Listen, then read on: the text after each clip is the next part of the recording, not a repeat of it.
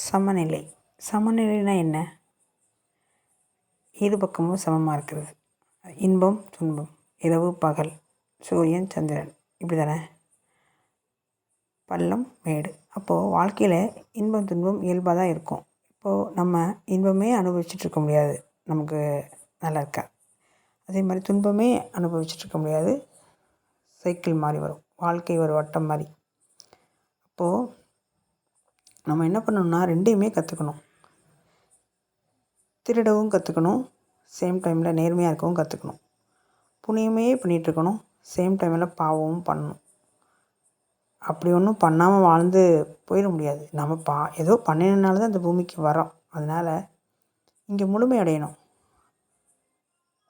சன்னியாசியாக ஒரு தன்மைன்னா காதல், இல்லறம், காமம், இது ஒரு தன்மை. இது ரெண்டுமே அடைஞ்சால் தான் முழுமை அடைய முடியும். நீங்கள் ஏதாவது ஒன்று மட்டும் தான் எடுத்துப்பேன், மற்றது எனக்கு பிடிக்காது அப்படின்னு சொன்னால் அப்படி இயற்கை சட்டம் கிடையாது. இங்கே பாலைவனமும் உண்டு, அருவி கரையும் உண்டு.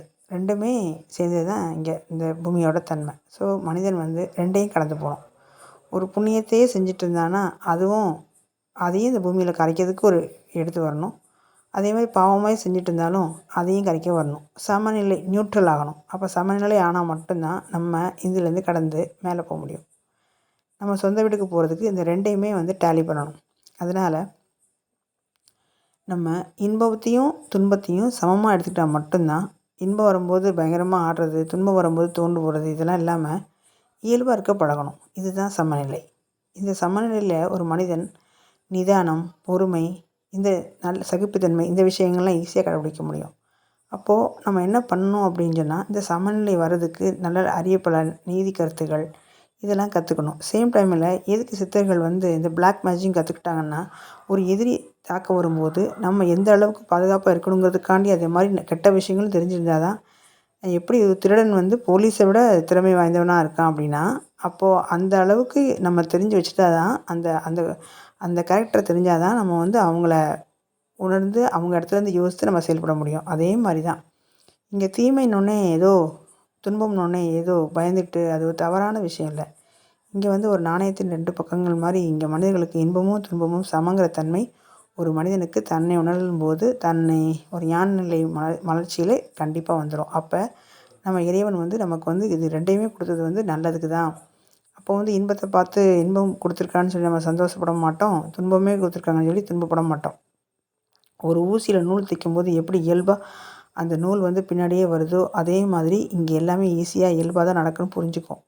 அதனால் இங்கே மனிதர்கள் இன்பம் துன்பம் அப்படிங்கிற விஷயத்தை பாகுபடுத்தி பார்க்காம ஒரு விதமான சமநிலையிலேருந்து பார்க்கணுங்கிறது தான் இது. அதுக்கு நம்ம இந்த பூமியில் தயார் பண்ணுறதுக்காண்டி தான் நம்ம இங்கே வரோம். இந்த பூமியில் இங்கே இருக்க சூழ்நிலை காரணமாக நம்ம 2 தன்மையும் அடைஞ்சு அதை சரி பண்ணி நன்மையும் இல்லை தீமையும் இல்லைன்னு. உதாரணமாக சொல்லணுன்னா கர்ணன் அதாவது நம்ம சொல்லுவோம்ல, சேராத இடம் சேர்ந்து, அதாவது செஞ்சோற்று கடன் தீர்க்க சேராத இடம் தேடி அப்படின்னு ஒரு பாட்டு இல்லை இல்லையா சினிமாவில், கர்ணன் படத்தில் வரும் இல்லையா, அந்த படத்தில் மாதிரி அதில் அவர் கேட்பார் அந்த கடைசியில் உயிர் போகும்போது, அந்த கர்ணன் போய் அவர்கிட்ட வேற ஒரு உருவத்தில் போய் உங்களோட நன்மையும் கொடு, அப்படி தான் உன்னை நான் முக்தி அடைய முடியும், நீ தீமை செஞ்ச காரணமாக இந்த துன்பத்தை அனுபவிக்கிறேன் இல்லையா, அந்த வலி இதெல்லாம் உயிர் போகாது. ஏன் போகாதுன்னா அவர்கிட்ட தீமையெல்லாம் வலி துன்பத்துன்னு அனுபவிச்சிருப்பார், அவர்கிட்ட நன்மை இருக்கும் மிச்சம். அந்த நன்மை என்ன பண்ணுறது அப்படிங்கும்போது தான், உன் நன்மையை எனக்கு என்கிட்ட கொடு, என்கிட்ட சரணாகதி பண்ணு, அப்போ தான் நான் உன்னை முழுமை முக்தி நோக்கி மோட்சம் நோக்கி உன்னை அனுப்ப முடியும் பார், விடுதலை கொடுக்க முடியும் பார்.